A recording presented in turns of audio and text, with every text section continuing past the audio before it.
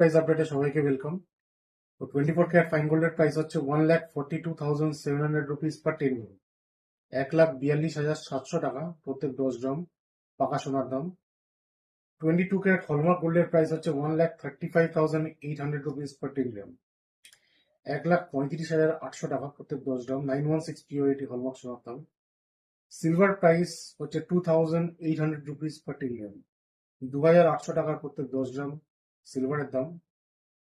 Gold প্রাইসের ক্ষেত্রে আমি একটা কথা বলতে চাই, গোল্ড প্রাইস কিন্তু কালকে 1,43,000 ছিল, সেখান থেকে ওপেনিং এ এই প্রাইসটাই ছিল, বিকেলের দিকে কিছুটা নেমে এসে 300 টাকা ডাউনে এসে 1,42,700 এ ক্লোজ হয়েছে।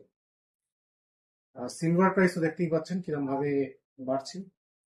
আর একটা আপডেট, এটা হচ্ছে মিস্টার আগ্নেদিত্য সোনির জন্য। তো স্যার, আপনি কালকে আমাকে জিজ্ঞেস করছিলেন বাইং এর একটা ভালো অপরচুনিটি আছে কিনা, বা মার্কেট এই সময় ক্র্যাশ করবে কিনা।